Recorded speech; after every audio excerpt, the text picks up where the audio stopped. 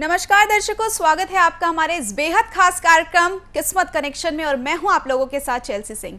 दर्शकों, एक ऐसा कार्यक्रम है जहां पर आपकी तमाम प्रकार की जो समस्याएं होती हैं उनको दूर किया जाता है। यानी कि आपके जीवन में किसी भी प्रकार की समस्याएं हो, कोई भी कष्ट हो, कैसी भी दुविधा हो, हर चीज़ का समाधान आपको इसी मंच पर मिलेगा। यानी कि ये एक लाइव कार्यक्रम है और आप हमसे लाइव बातचीत कर सकते हैं। आपके जीवन में जो भी सारी समस्याएं आ रही हैं उनका यहाँ पे हल निकाला जाता है। यहाँ आचार्य जी आपको बताते हैं कि आखिर आपके जीवन में जो परेशानियां आ रही हैं उसका क्या कुछ कारण है और आपकी समस्याओं का कारण भी बताया जाता है, साथ ही उनका निवारण भी बताया जाता है। इसलिए दर्शकों, प्रोग्राम में आगे बढ़ेंगे और मिलकर स्वागत करेंगे हमारे खास मेहमान का।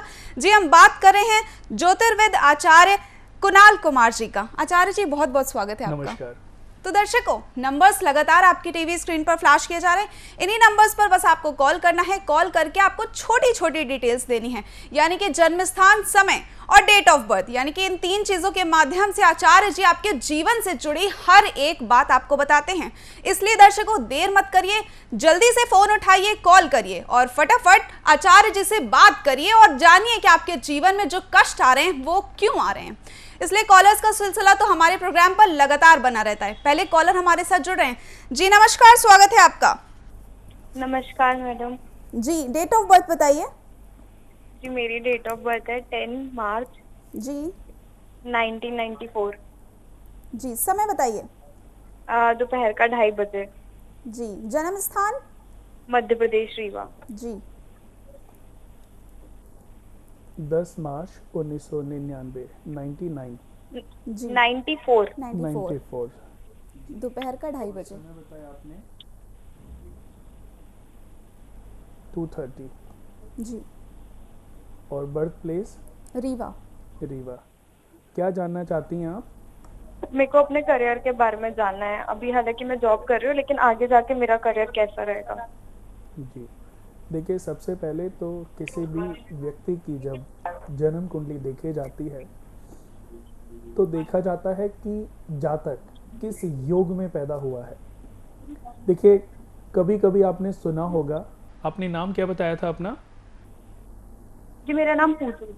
पूजा। हम्म। पूजा जी, आपने सुना होगा, कभी कभी कहते हैं ना कि देखो बच्चा कैसे योग लेके पैदा हुआ है, कि जब से पैदा हुआ इस घर की तरक्की, इस घर के वारे न्यारे हो गए। ऐसी कोई कहावत सुनी आपने? हाँ जी, हाँ जी। तो योग मनुष्य के जीवन में सबसे महत्वपूर्ण भूमिका निभाता है। हम जब किसी व्यक्ति की जन्म कुंडली देखते हैं तो सबसे पहले दोस्तों योग देखना चाहिए कि बच्चा किस योग में जन्मा है। पूजा जी, हम सबसे पहले आपके योग पे जाते हैं और जिस योग में आप जन्मी हैं, देखिए बहुत अच्छी बात है कि आपका योग भी बहुत अच्छा है। सिद्ध योग, सिद्ध योग, सिद्धि योग, आयुष्मान योग, सौभाग्य योग, वृद्धि योग, प्रीति योग, इंद्र योग, शिव योग, ब्रह्म योग, इन योगों को बहुत अच्छा माना गया है। व्यातिपात, गंड, अतिगंड, वरियन, शूल, ऐसे और भी बहुत सारे योग हैं जिनको शुभ नहीं माना जाता। सिद्ध योग में आप जन्मी हैं तो आपके अंदर एक काबिलियत तो है कि अगर आप कोई चीज़ अपने मन में ठान लेती हैं, अगर बोल देंगी वो काम कभी नहीं होगा, लेकिन अगर आप कोई चीज़ अपने मन में ठान लेती हैं तो उसको पूरा करके ही दम लेती हैं। लेकिन जब वो जो आपने ठाना है, जब आप उसको अपने मुख से निकाल देती हैं, कई लोगों के साथ शेयर कर लेती हैं, समझ लीजिएगा वो कभी पूरा नहीं होगा। कर्क लगन कुंभ राशि धनिष्ठा नक्षत्र के चौथे चरण में कर्क लगन कुंडली है। लगन के मालिक चंद्रमा हैं और चंद्रमा लग्नेश होकर के अष्टम भाव में बैठे हुए हैं। अष्टम भाव बहुत अच्छा नहीं होता, क्योंकि आयु, संकट, दुर्घटनाएं, मृत्यु के कारण अकल्पित लाभ, लांछन, रुकावटें, व्याधियां, ऋण का होना और उतरना, इन सब का विचार किया जाता है। और अगर मैं लड़कियों की कुंडली को देखूं तो यहां से स्त्रियों की जितनी भी लेडीज हैं उनकी गायनिक प्रॉब्लम्स भी देखी जाती हैं, क्योंकि 8वां घर जो है हमारी नाभि से नीचे के हिस्से का पार्ट, यहीं से देखा जाता है। तो आपको अपने जीवन में यूरिन से रिलेटेड कुछ इश्यूज हो सकते हैं भविष्य में। अगर कभी भी आपको गायनिक प्रॉब्लम कोई भी होती है तो बिल्कुल आपने अपने जीवन में लापरवाही नहीं बरतनी, क्योंकि लापरवाही आपके लिए और ज्यादा परेशानियां खड़ी कर सकती है। इसकी एक वजह आपके लग्नेश का अष्टम भाव में होना तो है ही, साथ में अष्टम भाव में सूर्य, चंद्र, मंगल, बुध, शनि, 5 ग्रहों का कॉम्बिनेशन 8वें घर में बना हुआ है। देखिए, छठे, 8वें, 12वें भाव के मालिक जब इन तीनों में से किसी घर में बैठते हैं तो उसको विपरीत राजयोग भी कहते हैं। जैसे शनि हर्ष योग बना रहे हैं, विपरीत राजयोग एक बन गया। उसके बाद आपकी कुंडली में जो 12वें घर के मालिक हैं, विपरीत सरल योग भी बना हुआ है। छठे घर के मालिक जुपिटर जो कि अपने से एकादश बैठे हैं, यानी कि विपरीत विमल को छोड़ के विपरीत सरल योग, विपरीत हर्ष योग आपकी कुंडली में बने हुए, 2 विपरीत राजयोग हो गए। चंद्र मंगल महालक्ष्मी योग, सूर्य बुध आदित्य योग, लेकिन साथ में चंद्रमा और शनि का विष योग भी बना हुआ है। जीवन में कभी कभी मन ऐसा अशांत हो जाएगा, मन में कुछ ऐसा, जैसे कुछ समय बीतेंगे जो 2-4 महीने, तो कुछ समय आपका ऐसा आएगा जिसमें आप फील करेंगे कि मेरे को कोई, मैं डिप्रेस हूं, मैं खुश नहीं हूं। आपको पता नहीं चलेगा कि आप खुश क्यों नहीं हो। आप कैलकुलेट भी करने की कोशिश करोगे कि खुशी ना होने की वजह ऐसी क्या हुई है जिसकी वजह से मैं खुश नहीं हूं, लेकिन खुश नहीं रहोगे। ढूंढने पर भी वो वजह नजर नहीं आएगी। तो ये जो परिस्थितियां आपके जीवन में घटित होती हैं या आगे भी ये होती रहेंगी, उसकी वजह आपकी कुंडली में चंद्र और शनि का विष योग है। अब आपकी कुंडली के लग्नेश की पोजीशन भले ही अच्छी नहीं है, लेकिन अगर आप अपनी हेल्थ का थोड़ा सा ध्यान रखें तो आपको कोई इशू नहीं आएगा। अभी देखते हैं कि सबसे ज्यादा जो खराब टाइम आपका क्या हो सकता था। 95 से लेकर के 2013 तक पेट से रिलेटेड गैस्ट्रिक प्रॉब्लम, उदर रोग आपको हो सकते थे, मन भ्रमित रह सकता था। लेकिन आप अगर मीडिया लाइन में चली जाएं, जर्नलिस्ट बन जाएं, तो आपके लिए बहुत अच्छी लाइन है। आप कपड़े से रिलेटेड कोई काम कर लें, जमीन से रिलेटेड कोई काम कर लें, या डिजाइनिंग का, इंटीरियर डिजाइनिंग, फैशन डिजाइनिंग, या कोई भी किसी भी चीज को सुंदर बनाने में जो माइंड लगता है वो आप लागू कर सकते हैं। उसमें आपको बहुत बड़ी सक्सेस मिल सकती है। अभी आपके ऊपर बहुत अच्छी दशा चल रही है जो कि बृहस्पति की है। आपने करियर की बात की, आप जुडिशरी की तैयारी करें, आप डॉक्टरी की भी तैयारी कर सकते हैं। जुडिशरी जज बनने का योग बहुत अच्छा आपकी कुंडली में, और आप कोई डिजाइनिंग फील्ड में भी जा सकती हैं। अगर व्यापार करना चाहती हैं तो जमीन से रिलेटेड किसी भी चीज का व्यापार आपके जीवन में काफी लाभ आपको दे सकता है। अभी भी आप जॉब कर रही हैं, जैसा कि आपने बताया 2020 के जून से 2020 के जून तक, ये 1 साल थोड़ा सा जरूर खराब होएगा, लेकिन आपके करियर बनाने के अब अवसर प्रबल होने वाले हैं। 1 जून 2021 से 31 जनवरी 2024 के बीच में शुक्र की अंतर्दशा है, बृहस्पति के अंदर शुक्र की अंतर्दशा। इस पीरियड में आप अगर कोई भी अच्छा बड़ा एग्जाम देती हैं, कुछ अच्छी पोस्ट के लिए एग्जाम देती हैं, या कुछ अच्छे बिजनेस के लिए आप प्लानिंग करती हैं, तो इस पीरियड में आपको सक्सेस मिलेगी। 29 तक, अगले 10 इयर्स आपके जीवन के बहुत ही लाभकारी और फायदेमंद हैं।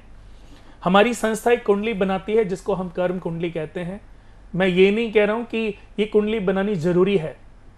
जितनी नॉलेज मैंने आपको दी है शायद मुझे लगता है कि इनफ है। उपाय मैं भी आपको बताने वाला हूं, उन उपायों को करेंगे तो आपको लाभ तो मिलेगा ही। लेकिन अगर डिटेलिंग से कोई भी व्यक्ति अपने बारे में जानना चाहता है, वो अपनी ग्रह स्थितियों के बारे में जानना चाहता है, वो जानना चाहता है कि ज्योतिष क्या है, ये कैसे काम करता है, इससे लाभ क्या है, क्या ज्योतिष को जीवन में लागू करने से हमें लाभ मिलता है तो क्यों मिलता है और कैसे मिलता है, ये बहुत सारी अद्भुत जानकारियां इस कर्म कुंडली के अंदर हम डिटेलिंग के साथ देते हैं। इसमें महादशा, अंतरदशा, प्रत्यंतर दशा, इसमें नक्षत्रों का ज्ञान, इसमें साढ़े सती, इसमें मंगल का विचार, इसमें कर्म ज्ञान, आपके कर्माज अनुसार आपको जीवन में क्या क्या मिलने वाला है, पूर्व जन्म में कौन से ऐसे पाप कर्म आपने किए हैं जिसकी सजा इस जन्म में आपको भुगतनी पड़ सकती है, वो सारी चीजें डिटेल के साथ हमने इस कुंडली में दी हैं। तो कोई भी व्यक्ति अगर चाहता है अपने बारे में, अपने भविष्य के बारे में जानना, अपनी भ्रांतियों को मिटाना जो ज्योतिष को लेकर के बहुत सारे लोगों के मन में बैठी हुई हैं, तो इस कुंडली को बनवा करके वो लाभ ले सकता है। सोमवार के दिन कच्चे दूध में चीनी के दाने डालकर और फ्राइडे को भी कच्चे दूध में चीनी के दाने डालकर के शिवलिंग पर जल अभिषेक करें। ओम सोम सोमेश्वराय नमः का पाठ करें। यह मंत्र आपके लिए बहुत लाभकारी है। ट्यूसडे और संडे को पानी में रोली डालकर और थर्सडे को पानी में हल्दी डालकर के शिवलिंग पे चढ़ाएं। इसी से ही आपकी परेशानियां जो हैं क्षीण होने लग जाएंगी, यानी कि आपको फायदा मिलेगा। ओम नमो भगवती दुर्गा देवे नमः, ओम नमो भगवती दुर्गा देवे नमः, ओम ग्राम ग्रीम ग्रोम से गुरुवे नमः। इन दोनों मंत्रों की एक एक माला का डेली जाप करें। सुबह जब आप उठती हैं तो 21 बार गायत्री मंत्र का जाप करें। धरती माता को 3 बार चरण स्पर्श करके सीधा पांव जमीन पे रखें। 8 शनिवार पीपल के पेड़ पे जल चढ़ाएं। शाम को उसी पेड़ की जड़ में 4 मुखी दीपक जलाएं। अगर कोई रत्न पहनना चाहती हैं तो पूजा जी एक रत्न है white sapphire, 80 to 90% white, 10 to 20% yellow, 6.5 carat right hand की फर्स्ट फिंगर में आप धारण कर लीजिए। ये रत्न देखते ही देखते आपके जीवन को बदल सकता है। कोई चीजें मिलने में आपको विलंब हो रहा है, कोई चीजें मिलने में अगर आपको 5 साल लगेंगे तो समझ लीजिए कि 6 महीने में, 5 महीने में वो चीज आपको प्राप्त हो सकती है। ये रत्न के इतने बेनिफिट आपको प्राप्त हो सकते हैं और इतनी मैं श्योरिटी देता हूं, इस दुनिया में, इस जीवन में इससे अच्छा रत्न आपके लिए कोई दूसरा हो ही नहीं सकता। आप माणिक नहीं पहन सकती, आप लहसुनिया नहीं पहन सकती, गोमेद नहीं पहन सकती, मोती नहीं पहन सकती, मूंगा नहीं पहन सकती, पन्ना नहीं पहन सकती, नीलम भी नहीं पहन सकती। इसके अलावा कोई रत्न भी नहीं है जिसको आप पहन सकें। शादी के बाद आप हीरा कितना भी पहन सकते हैं, हीरे के बेनिफिट्स हैं, पर वो शादी के बाद ही पहनना। तो ये व्हाइट सफायर जो बोला, ये बृहस्पति के लिए भी काम करेगा, जुपिटर के लिए भी काम करेगा और वीनस के लिए भी। जुपिटर और वीनस दोनों ग्रह आपकी कुंडली में, दोनों गुरु हैं, एक दैत्यों के गुरु, एक देवताओं के गुरु, पर दोनों ग्रह आपकी कुंडली में बड़ी अच्छी पोजीशंस में बैठे हैं। वीनस 9th हाउस में बैठे हैं जो कि चौथे घर के मालिक हैं, बृहस्पति के घर में, और बृहस्पति वीनस के घर में बैठे हैं जो कि चौथा घर है, तो शुक्र की तुला राशि। दोनों ग्रहों का राशि परिवर्तन महाराजयोग। इसका एक बेनिफिट और बता देता हूं आपको, आप दूसरों के लिए बहुत लकी हैं, अपने फादर के लिए, अपने रिलेटिव्स के लिए, अपने दोस्तों के लिए। जो भी व्यक्ति आपकी सेवा करेगा, जो भी व्यक्ति आपकी केयर करेगा, आपका फ्रेंड सर्कल में भी अगर कोई आपको आज डिनर करा दे, समझ लीजिए उसके किस्मत बदलनी शुरू हो जाएगी। दूसरों के लिए, हर दूसरे इंसान के लिए आप बहुत लकी हैं, लेकिन खुद के स्वास्थ्य पर भी आपको थोड़ा सा पूजा जी ध्यान देना पड़ेगा। और जैसा कि मैंने बताया, बहुत डिटेलिंग से आपको नॉलेज चाहिए तो आप हमारी संस्था से कर्म कुंडली बनवा सकती हैं और हमारी संस्था से संपूर्ण सिद्ध सर्व कष्ट निवारण यंत्र और संपूर्ण सिद्ध वास्तु दोष निवारण यंत्र, इन दोनों महायंत्रों को आप अपने पूरे परिवार के नाम से अभिमंत्रित करके अपने घर में स्थापित कर लीजिए। दोस्तों, इसका बहुत लाभ आपको प्राप्त हो सकता है।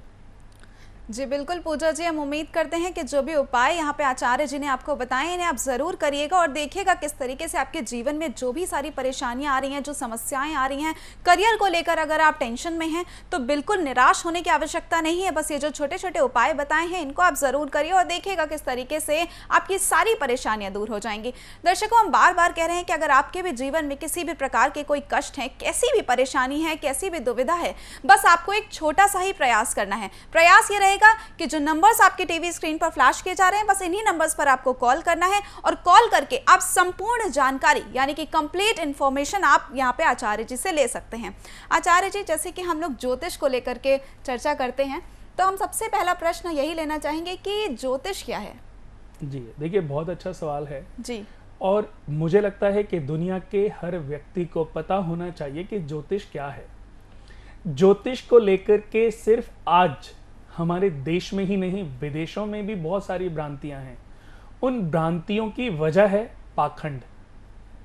कोई पंडित वो होता है जो अज्ञानी होता है और ज्ञान दिखाने की कोशिश करता है। पंडित वो होता है जो ज्ञानी होता है और ज्ञान बांटता है। दोस्तों, पंडित और पंडित में अंतर बहुत लोगों को पता ही नहीं होगा। पंडित का मतलब भी और पंडित का मतलब भी एक ही निकालते होंगे कि यार ये पंडित को, जो ज्ञानी होता है वो पंडित होता है और जो पाखंड करता है वो पंडित होता है।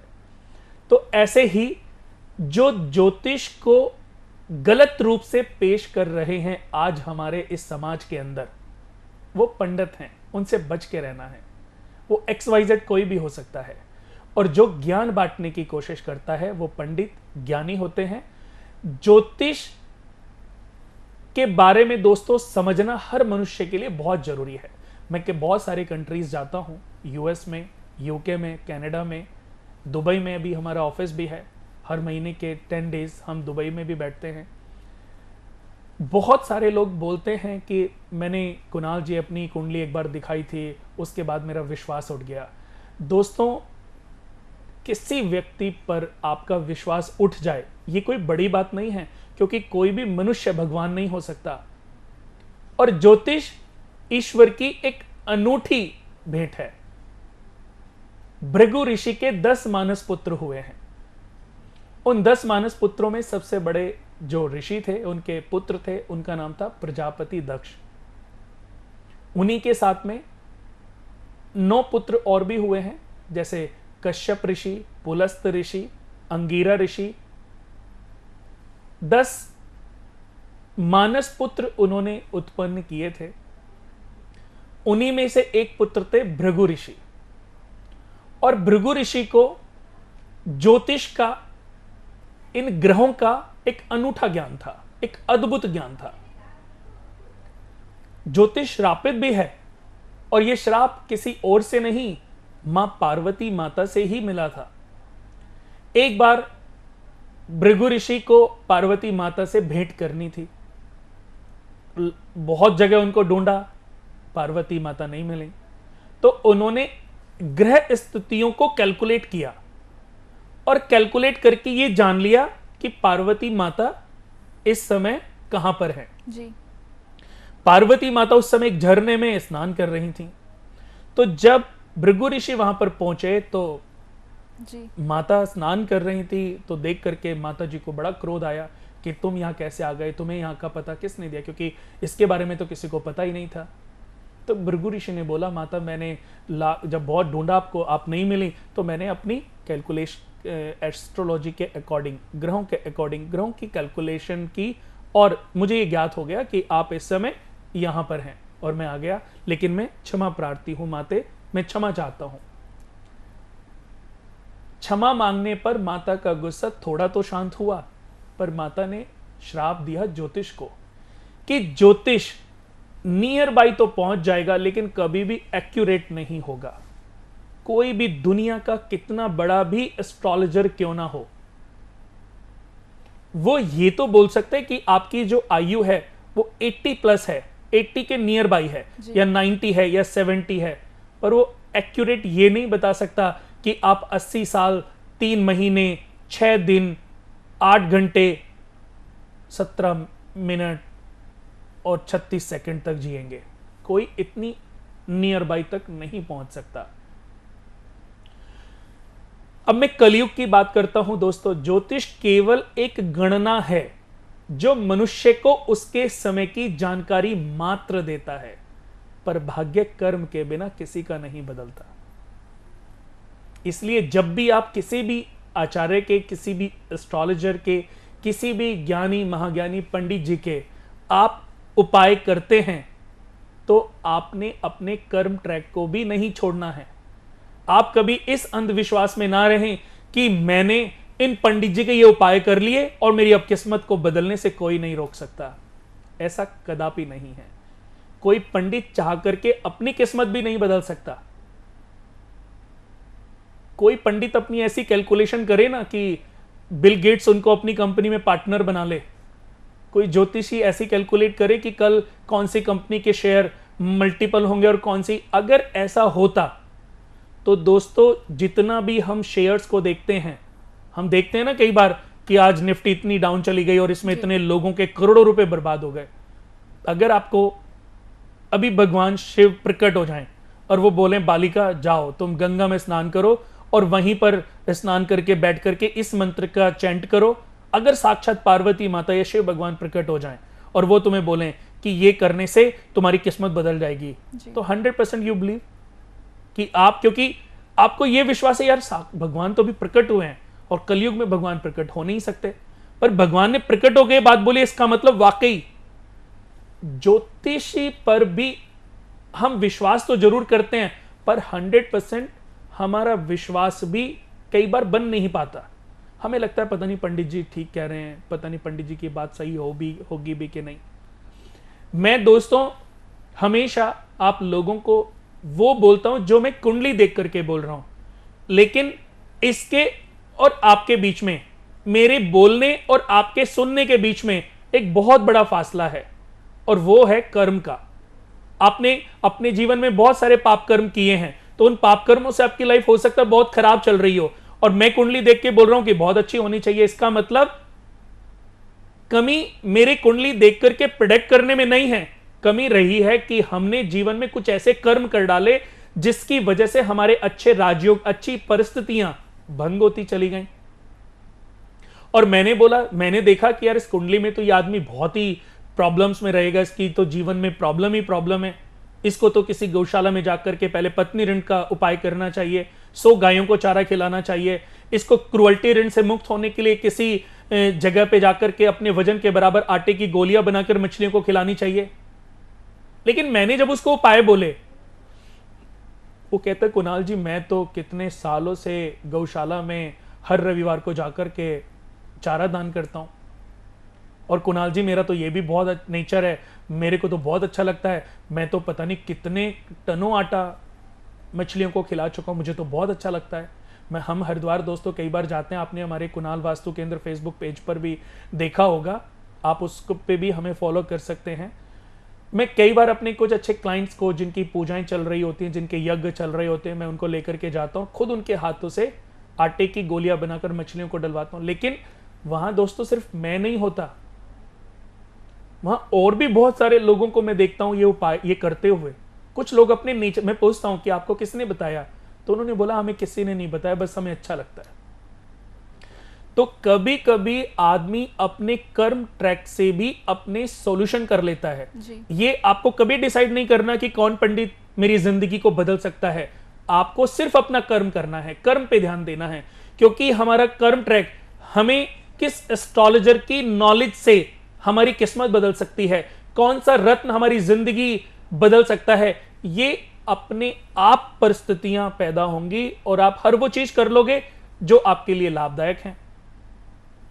सिर्फ क्या करना है, कर्म ही तो करना है। तो दोस्तों मैंने क्या बताया कि ज्योतिष केवल एक गणना है, केवल एक कोशिश मात्र है कि ऐसा करने से ऐसा हो सकता है, ऐसा करेंगे तो ऐसा होगा। पूर्व जन्म में कुछ किए गए पाप कर्मों की वजह से ही आज आपके जीवन में आपको स्ट्रगल देखना पड़ रहा है। पर पाप कर्म कौन कौन से किए होंगे ये तो याद ही ना आपको याद है ना मुझे पता है। लेकिन कुंडली में लगन का पीड़ित होना विष्णु दोष बनाता है, पंचम का पीड़ित होना शिव दोष बनाता है, और नवम का पीड़ित होना ब्रह्म दोष बनाता है। तो 10 मानस पुत्रों में एक ऋषि भृगु ऋषि, जिन्होंने भृगु संहिता लिखी, लेकिन श्रापित भी हो गया था ये ज्योतिष ग्रंथ। भृगु ऋषि ने भृगु संहिता लिखी थी तो उसके पीछे भी एक बहुत बड़ा कारण था। उसके पीछे सबसे बड़ा कारण यह था कि भृगु ऋषि जानते थे कि कलयुग में मनुष्य के सामने बहुत सारे विडंबनाएं उत्पन्न होंगी, बहुत सारी परिस्थितियां जन्म लेंगी। वो मेहनत कर रहा होगा लेकिन उसको रिजल्ट नहीं मिल रहा होगा, क्योंकि कलयुग है, कली का राज होगा। आदमी अच्छा करेगा उसके साथ बुरा होगा, जो बुरा करेगा उसके साथ अच्छा होगा। तब वो कैसे अपने समय को ठीक करेगा? तो ज्योतिष इसीलिए भृगु ऋषि ने लिखा था ताकि मानव कल्याण हो सके, मनुष्य अपनी समस्याओं का समाधान कर सके। लेकिन कई बार जैसे आपके फादर को आप क्या बोलती हैं? जी बाबा, दादाजी। उनके फादर पड़दादा, सड़दादा और पता नहीं ऐसे ही, फिर वो पूर्वज हो गए। जी। क्या मुझे आप बता सकती हैं कि आपके 7 पीढ़ियों पहले वो एलईडी का प्रयोग करते होंगे? नहीं, बिल्कुल नहीं। तब क्या प्रयोग होता था? तब तो कुछ भी नहीं, ऐसे ब्लैक एंड व्हाइट, वो भी बहुत टाइम बाद में टीवीज वगैरह आए हैं। ठीक है, मैं बताता हूं। जैसे एलईडी से पहले ट्यूबलाइट से पहले बल्ब से पहले लालटेन से पहले दीपक होते थे। जी। और जब तक तेल का भी आविष्कार नहीं हुआ था, दीपक भी नहीं होते थे, तो उससे पहले लोग सिर्फ लकड़ियों को जलाकर उजाला करते थे। रात होती थी सोने के लिए, दिन होता था जागने के लिए, काम करने के लिए। अगर मैं और युगांतर पीछे चला जाऊं, युग पहले चला जाऊं, तो ईश्वर ने दिन को सिर्फ काम करने के लिए, लोग अपनी लग्जरी के लिए नहीं सोचते थे। एक समय ऐसा भी था कि लोगों को नहीं पता था कि लग्जरी क्या होगी, पैसा कमाने के बाद हम इस पैसे को ऐश, कुछ नहीं, सिर्फ पेट भरने के लिए, जीवित रहने के लिए ही दिन में काम होता था। कितना हम इकट्ठा कर लें, अनाज, गेहूं या फल फ्रूट्स या जो भी वो खाना खाते थे, जो भी खाते थे, और रात को सोते थे, फिर सुबह उठते थे अपने खाने की तैयारी। कुटुंब ऐसे ही चलते थे। जैसे कबीले, पुराने समय के कबीलों के बारे में आप जानोगे, उनको नहीं पता गाड़ियां, बीमारियां, उनको इस लाइफ से कोई लेना देना उनके मन में, उनके जीवन में ऐसी चीजें थी भी नहीं। लेकिन वो दिन में काम करते थे अपना पेट भरने के लिए और रात को सिर्फ सोते थे। जैसे कि बरसों पहले हमारे पूर्वज लालटेन का, दीपक का प्रयोग करते थे, फिर जब बल्ब का आविष्कार हुआ, बल्ब जलने लग गया, फिर ट्यूबलाइट, फिर आज एलईडी। हो सकता है कि आज से 20 साल के बाद या 25 साल के बाद या 50 साल के बाद या 200 साल के बाद और भी कुछ आविष्कार हो जाए। तो दोस्तों, इसका तात्पर्य क्या है, ये मैं आपको क्यों बता रहा हूं। भृगु ऋषि ने भृगु संहिता लिखी थी, लेकिन काल बीतते गए। सबसे पहले सतयुग आया, फिर त्रेता युग आया। त्रेता युग में रामचंद्र जी का जन्म हुआ था और उनके गुरु थे वशिष्ठ। उन्हीं की 6-7 पीढ़ियों पहले इन्हीं के घर में एक राजा हुए थे जो जीते जी स्वर्ग जाना चाहते थे, जिनको वशिष्ठ ऋषि ने श्राप दिया था और वो त्रिशंकु हो गए थे जी। इन्हीं त्रिशंकु को विश्वामित्र जो ऋषि हैं, जो राज ऋषि की उपाधि है जिनके पास, उन्होंने अपने 10 वर्षों के तप से उनको जीते जी स्वर्ग भेज दिया था। और जब इंद्र ने उनको स्वर्ग से वापस भेजा तो उन्होंने बीच में ही एक लोक की रचना कर डाली थी। ये थी हमारे ऋषियों की सिद्धियां। विश्वामित्र ऋषि, इनका विवाह हुआ था मेनका के साथ, जो एक अप्सरा थी। इन्हीं से एक पुत्र पैदा हुए थे। इन्हीं की पत्नी से एक पुत्री पैदा हुई थी जिनका नाम था शकुंतला, और शकुंतला का विवाह दुष्यंत के साथ हुआ था। इन्हीं के पुत्र का नाम था भरत, जिसके नाम पे आज हमारे देश का नाम भारत भी है। दोस्तों, इन्हीं के, जो मैंने त्रिशंकु राजा के बारे में बताया, जब उनको गुस्सा आया, एक बार बहुत गुस्सा आया, तो उन्होंने वशिष्ठ ऋषि के सभी पुत्रों का वध कर दिया था। सबसे बड़े पुत्र थे शक्ति। शक्ति के जो सबसे बड़े, शक्ति का जब वध हुआ तो उनकी पत्नी गर्भवती थी। उन्होंने देखा कि उनके जो ससुर जी हैं, यानी कि उनके जो पति के जो फादर हैं वशिष्ठ ऋषि, वो भी आत्मदाह की तैयारी करने में लग गए थे कि अब मैं भी जी के क्या करूंगा, क्योंकि मेरा कुल तो सब समाप्त हो गया। अब मुझे मोक्ष कैसे मिलेगा, क्योंकि मोक्ष देने वाले तो अब मेरे परिवार में कोई रहा ही नहीं, क्योंकि पुत्र कोई बचा नहीं था।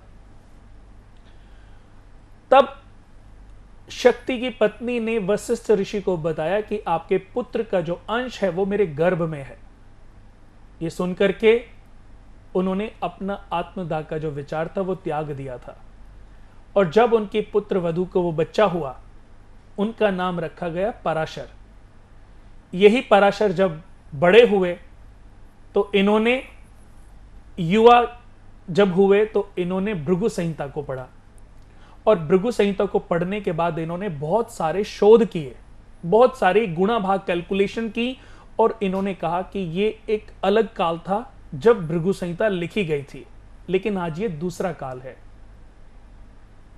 भृगु ऋषि की भृगु संहिता को जब चेंज किया पराशर ऋषि ने, तो सोचिए पराशर ऋषि ने भी तो वो ग्रंथ पाराशर पद्धति लगा करके जो ग्रंथ लिखा वो त्रेता युग था और आज चल रहा है कलयुग। दोस्तों, ज्योतिष हर पल प्रतिपल कैलकुलेट करने का विषय है। अपने अपने तरीके से हम इसके परीक्षण कर सकते हैं, करते रहना चाहिए और उसी के आधार पर हमें लोगों के जीवन में लागू करना चाहिए कि ज्योतिष कैसे काम करता है। अगर आज देखूं तो मैं किसी पद्धति पे काम नहीं करता दोस्तों, मैंने अपनी प्रैक्टिकल जीवन में जितनी भी ज्योतिष को लेकर के कैलकुलेशंस की हैं, मैं आज के युग के हिसाब से प्रैक्टिकल करता हूं। आपने और पंडितों को भी सुना होगा, लेकिन आप हमेशा देखेंगे मेरा कैलकुलेशन करने का ही, मैं सोनार की नहीं करना चाहता, मैं तो एक लोहार की एक ही उपाय देना, हालांकि मैं 2 4 5 उपाय बता जरूर देता हूं, लेकिन एक ही उपाय अगर मेरा किसी ने सही तरीके से मन से कर लिया तो एक ही उपाय उसके लिए ब्रह्मास्त्र जैसा है, जो उसके जीवन को बदलने में अपनी एक विशेष भूमिका निभाता है। मन से आप एक ही उपाय को करिए, एक ही उपाय से आपको जीवन में रिजल्ट आना आरंभ हो जाएगा। लेकिन फिर से मैं कहता हूं कि ज्योतिष केवल एक गणना है, बिना कर्म के ज्योतिष फलीभूत नहीं हो सकता, इसलिए कर्म जरूर करना है। ईश्वर का जब जिक्र होता है, ईश्वर एक पुंज है, एक प्रकाश है, एक ज्योति है, और ज्योति और भगवान को एक कॉम्बो अगर बनाएं तो ज्योतिष है। ज्योतिष मनुष्य के जीवन में प्रकाश देता है। जिस तरीके से इस धरती पर जब सूरज की किरण पड़ती है तो इस धरती के अंधकार को समाप्त करती है, ऐसे ही ज्योतिष का ज्ञान अगर आपके जीवन में पड़ जाए, ज्योतिष का ज्ञान अगर आपको मिल जाए, तो आपके अंदर जितनी भी भ्रांतियों का अंधविश्वास है, भ्रम है, जितना भी आपकी नेगेटिव सोच है, नेगेटिव ओरा है, वो सब समाप्त हो सकती है। ज्योतिष यही काम करता है। जी बिल्कुल।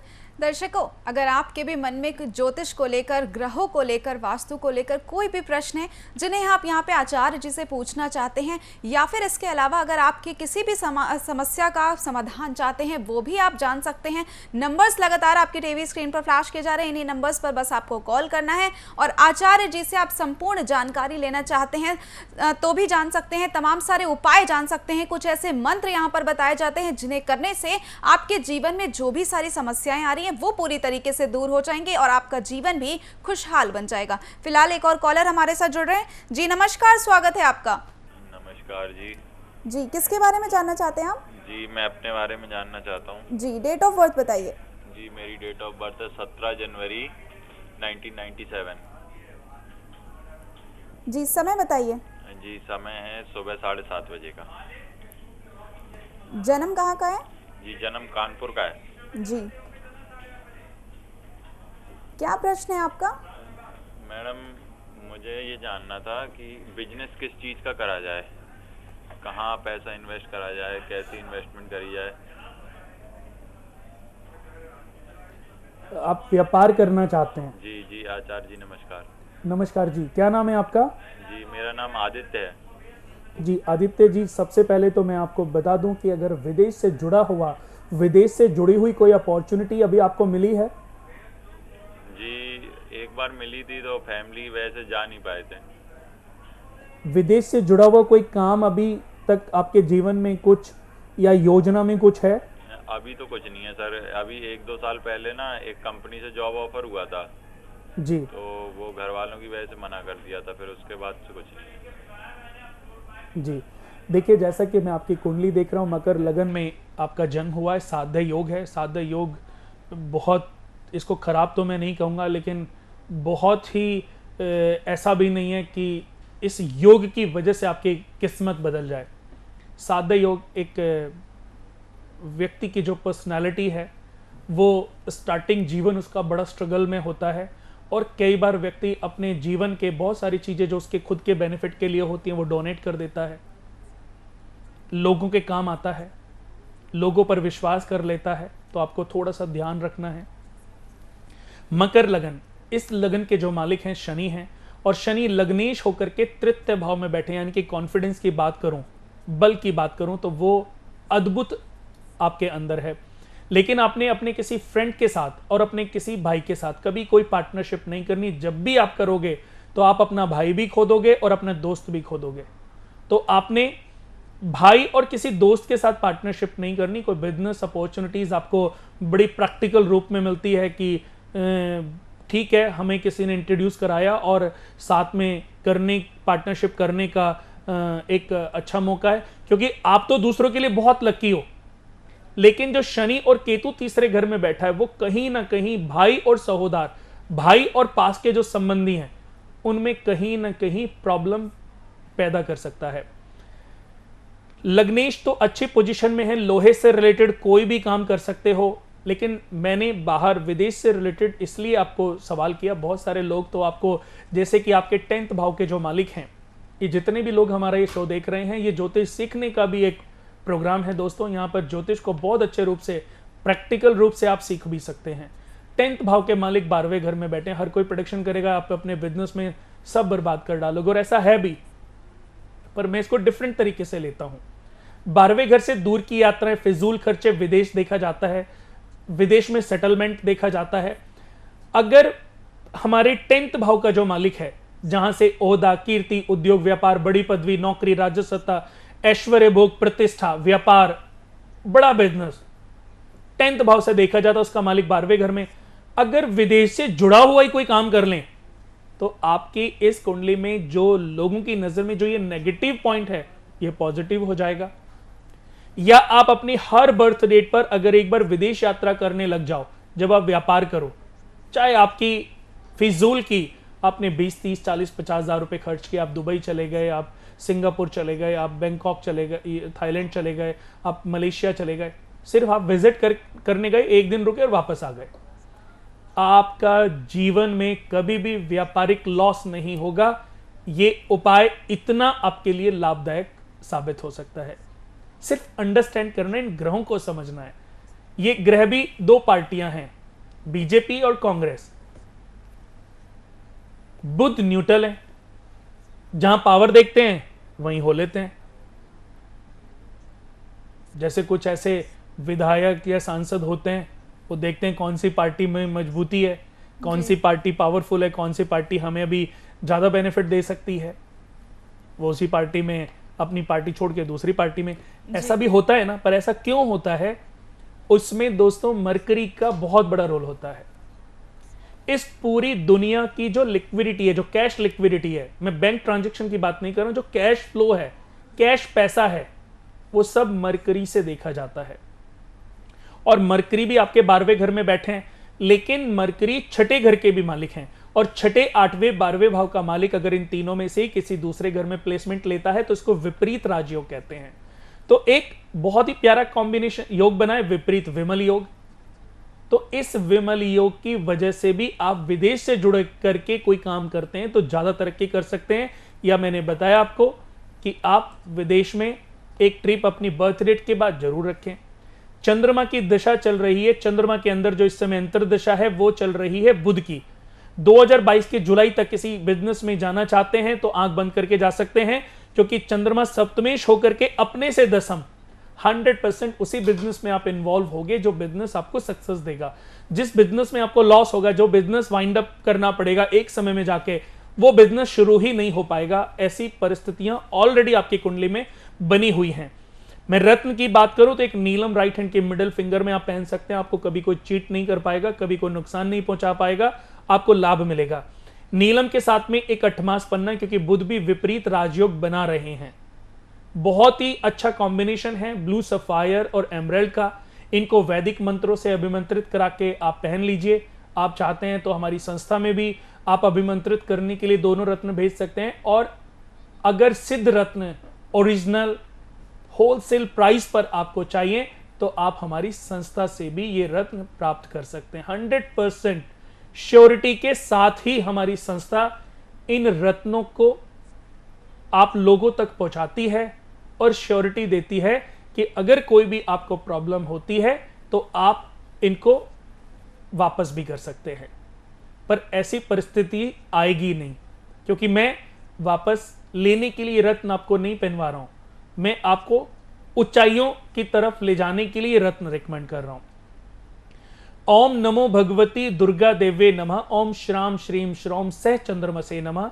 इन दोनों मंत्रों की एक एक माला का डेली जाप करें। 6 शुक्रवार 1.25 किलो आलू उबालें, हल्दी से लेप करके गाय को खिलाएं। 8 शनिवार पीपल के पेड़ पे जल चढ़ाएं, शाम को उसी पेड़ की जड़ में 4 मुखी दीपक जलाएं। एक चांदी की गोल डब्बे में शहद भरकर उसमें चांदी के 4 चौकोर टुकड़े डालकर अपने बेड के सिराने रखें। ये उपाय आपको बहुत लाभ देंगे। जो उपाय मैंने बताए हैं, इतने उपाय ही आपकी जिंदगी को बदलने के लिए काफी हैं। लेकिन नॉलेज जरूर लेनी चाहिए ज्योतिष को लेकर के, तो उसके लिए हमारी कर्म कुंडली आपको अद्भुत ज्ञान प्रदान कर सकती है। बहुत डिटेलिंग के साथ इसमें हमने ज्ञान डाला है, बहुत डिटेलिंग से में आपके ग्रहों की जानकारियां दी हैं। हर व्यक्ति को दोस्तों अपनी कर्म कुंडली जरूर बनवानी चाहिए। जी दर्शकों, हमें उम्मीद है कि आपको जो सवाल हैं उनके जवाब भी मिल गए होंगे और जो भी उपाय अभी दर्शकों को बताए गए हैं उन्हें आप ज़रूर करिएगा। अगर आपकी भी इसी संबंधित कोई भी समस्याएं हैं तो आप ज़रूर इन्हें करिए और देखिएगा किस तरीके से आपके जीवन में जो भी सारे कष्ट चल रहे हैं वो पूरी तरीके से दूर हो जाएंगे।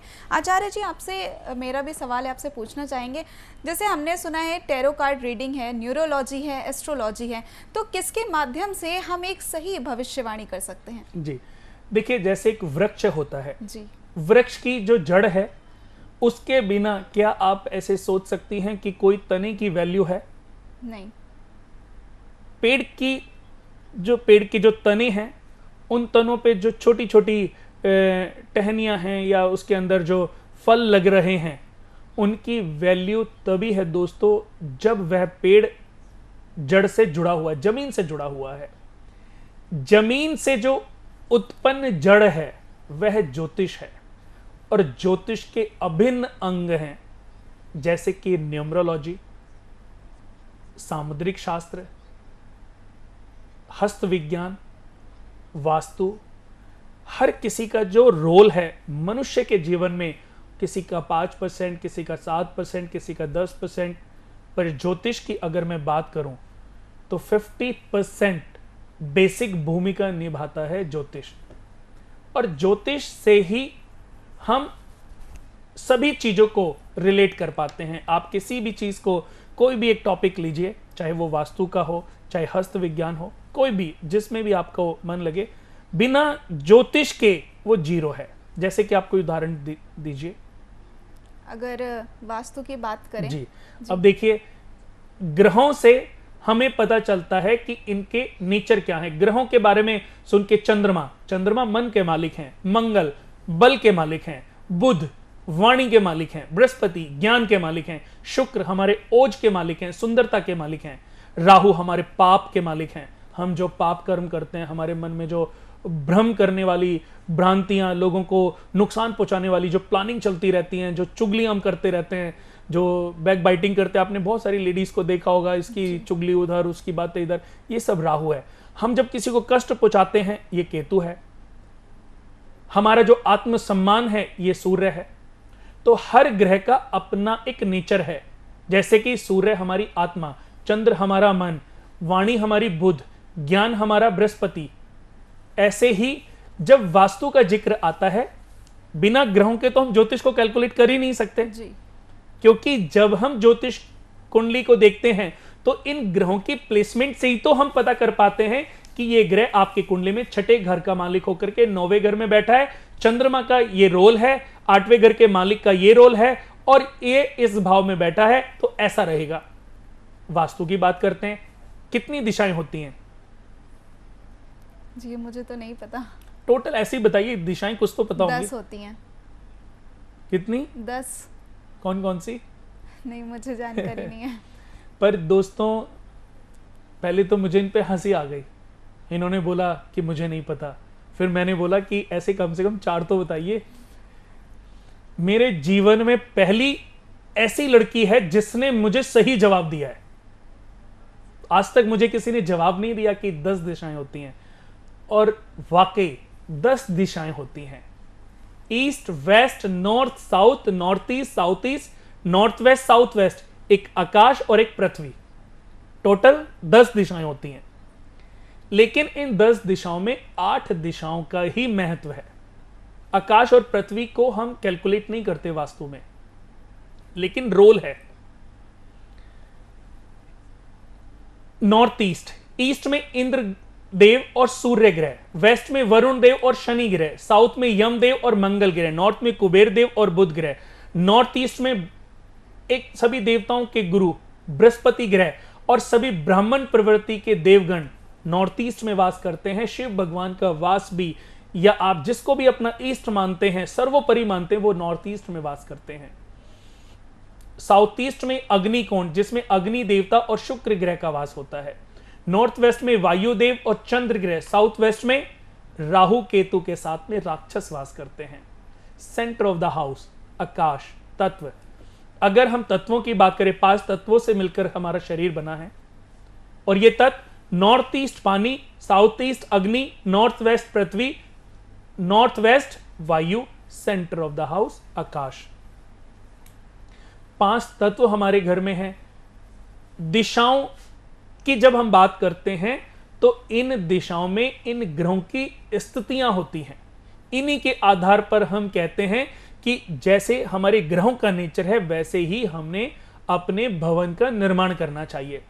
जैसे नॉर्थ ईस्ट में बृहस्पति ग्रह, सभी देवताओं के गुरु बृहस्पति ग्रह, सभी देव लोगों के जो ईस्ट हैं नॉर्थ ईस्ट, तो ईस्ट नॉर्थ ईस्ट में क्या होना चाहिए? पूजा घर होना चाहिए।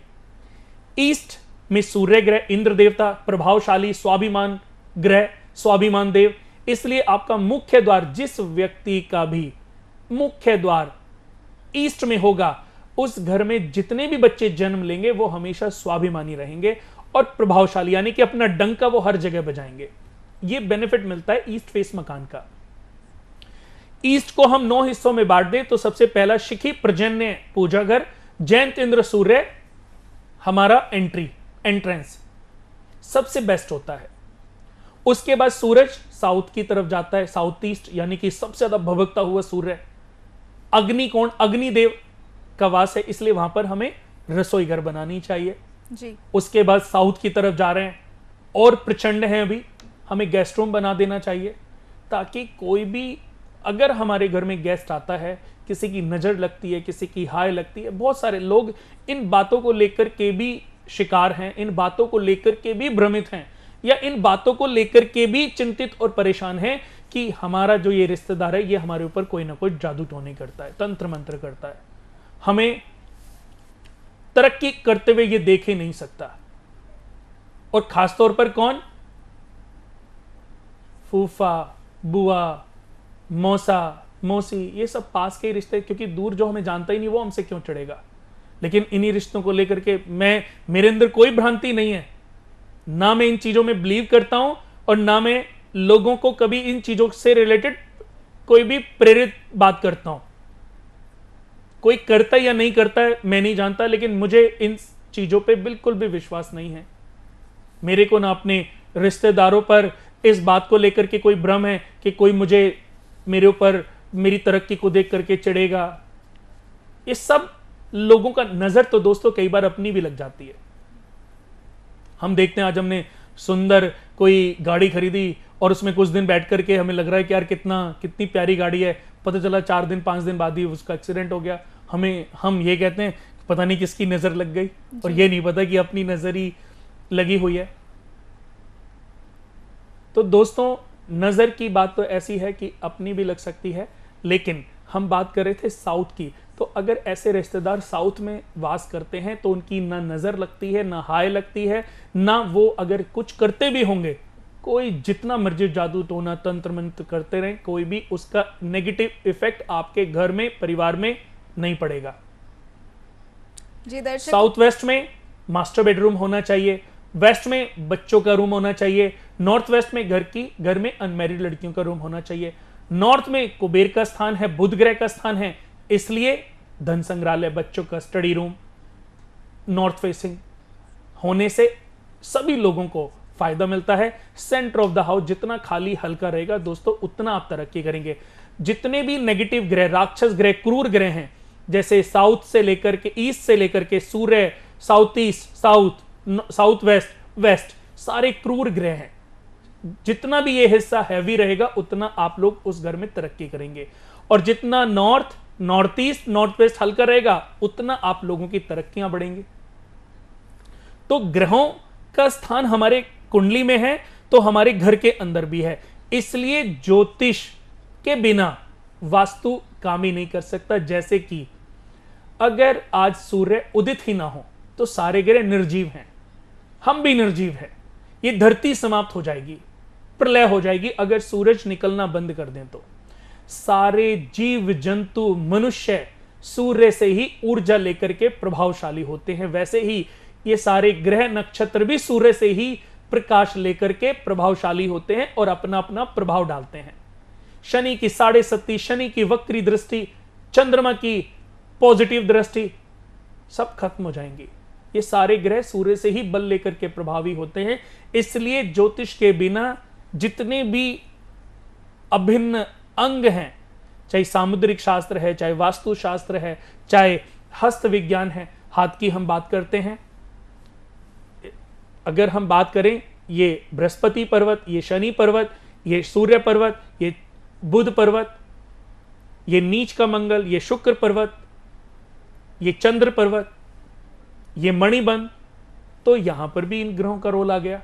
तो ऐसा कोई शास्त्र ही नहीं है जो हमारे जीवन को बदलने में भूमिका निभाता है, उसमें ग्रहों का, ज्योतिष का बहुत बड़ा रोल है। जी आचार्य जी, इतनी अहम बातें आपने हम लोगों को बताई हैं, चर्चाएं आगे भी जारी रखेंगे। उससे पहले एक कॉलर हमारे साथ जुड़ रहे हैं। जी नमस्कार, स्वागत है आपका। नमस्कार जी, किसके बारे में जानना है आपको? जी अपने बारे में ही। गुरुजी नमस्कार। नमस्कार जी। जी, डेट ऑफ बर्थ मेरा नाम बताइए। राहुल है। जी हाँ जी, 3 अक्टूबर 1990। 1990। समय बताएं। 3:15 रात्रि का।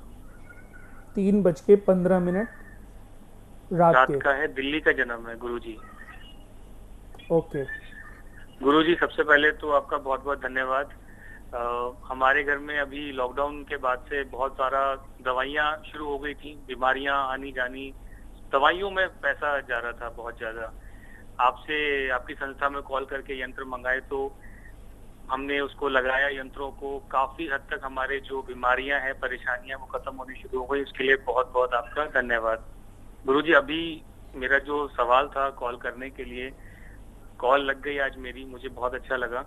मेरा सवाल था कि मेरी शादी के योग मुझे पूछने थे, वो कैसे होगा, किस प्रकार है। जी, एक बार डेट ऑफ बर्थ दोबारा से बताना। 3 अक्टूबर 1990 जी, और रात को 3:15। जी, आप शादी के बारे में जानना चाहते हैं? जी हाँ जी। जी, सिंह लगन कुंभ राशि। जी जी जी। सिंह लगन कुंभ राशि, पूर्व भाद्रपद नक्षत्र के दूसरे चरण में आप जन्मे हैं। और जैसा कि हमने बताया था कि बहुत सारे अच्छे योग भी होते हैं तो बहुत सारे खराब योग भी होते हैं। गंड योग बहुत अच्छा नहीं होता, उसी योग में आपका जन्म हुआ है, तो इस योग में जन्म लेने की वजह से जीवन में बहुत सारी बाधाएं आपके जीवन में प्रबल होती रहेंगी। लेकिन इसका मतलब यह नहीं है कि आप इन बाधाओं को पार नहीं कर सकते। आपका अपने ऊपर आत्मविश्वास ही इन सभी बाधाओं से आपको पार लगाएगा, आपकी नैया को पार लगाएगा। सिंह लगन में, लगन के जो मालिक हैं सूर्य, वो सेकंड हाउस में बैठे हैं। सेकंड हाउस वाणी, नेत्र, मित्र, कुटुंब। एक चांदी की आंखें लेकर के, चांदी की आंखें बनवा करके 100-200 रुपए की बन जाएंगी, शीतला माता के मंदिर में जरूर डोनेट करें। आंखों से रिलेटेड कष्ट कभी ना कभी आपको परेशान कर सकता है। बुध 1.27 डिग्री के उच्च के हैं, लेकिन उनके पास डिग्रियां नहीं हैं। तो सबसे पहले तो बुध को पावर दें, क्योंकि मरकरी आपके कुंडली में कारक हैं, धन भाव के मालिक हैं, साथ में 11 प्रॉफिट के भी मालिक हैं। 90 यानी कि 30 साल के हो गए। इनकम के बिना तो सब कुछ व्यर्थ है। भाग्य के जो मालिक हैं, चतुर्थ भाव के मालिक हैं, 10th भाव में बैठे हैं मंगल। ये दोनों कॉम्बिनेशन बहुत अच्छे हैं। एक पन्ना और एक कॉरल। पन्ना राइट हैंड के लिटिल फिंगर में और कॉरल राइट हैंड की रिंग फिंगर में। ये दोनों रत्न आप वैदिक मंत्रों से, बीज मंत्रों से अभिमंत्रित कराकर पहन लीजिए। इन दोनों रत्नों से आपको बहुत लाभ मिलेगा। थर्सडे को पानी में हल्दी डाल करके शिवलिंग पे चढ़ाएं, ट्यूसडे और संडे को पानी में रोली डाल करके शिवलिंग पे जरूर चढ़ाएं। ये उपाय कर लीजिए। ओम नमो भगवती दुर्गा देवे नमः, ओम नमो भगवती दुर्गा देवे नमः और ओम ब्राम ब्रीम ब्रॉम से बुधाय नमः, इन दोनों मंत्रों की एक एक माला का डेली जाप करें। देखिए कितनी प्यारी चीज मैं आपको बताने जा रहा हूं कि बुध आपकी कुंडली में उच्च राशि में है और बुध की ही दशा आपके ऊपर चल रही है। ईश्वर ने आपकी किस्मत तो बदल दी, लेकिन आज आपकी कॉल लगा दी। इसका तात्पर्य यह है कि ईश्वर चाहता था कि आपकी बात मुझसे हो, मुझे फेम मिले और आपको आपके जीवन में बहुत सारी तरक्की मिले। तो ये रत्न जो मैंने बताए हैं जरूर पहनिए। और आपका शनि 5वें घर में बैठा है, जिसकी वजह से आपको बहुत सारे बेनिफिट्स नहीं मिल पा रहे हैं। 80 to 90% आपकी कुंडली की जो ग्रोथ है वो आपको प्राप्त नहीं हो पा रही है। तो इसके लिए जितने भी घर में ब्लड रिलेटिव हैं, सबसे बराबर पैसे लेकर के सूर्य विष्णु यज्ञ करें। आपकी कुंडली में एक योग बना हुआ है जो कि करोड़ों लोग पैदा होते हैं तब किसी जातक की कुंडली में होता है। इसको बोलते हैं अखंड साम्राज्य योग। करोड़ों लोग, फिर से मैं बोल रहा हूं, मेरी बात को बड़े ध्यान से सुनिएगा, करोड़ों लोग जब पैदा होते हैं तब किसी एक जातक की कुंडली में होता है अखंड साम्राज्य योग। उसके बाद राजयोग, विपरीत सरल योग, राजयोग, कई सारे धन योग आपकी कुंडली में बने हैं। अखंड साम्राज्य योग अगर प्रबल हो जाए तो ऐसी कोई तरक्की नहीं है जिसको जातक प्राप्त ना कर सके। ऐसी कोई ऊंचाई नहीं है जिसको जातक प्राप्त ना कर सके। तो आपकी किस्मत में बहुत कुछ लिखा है, बहुत तरक्की, वैभव लिखा है।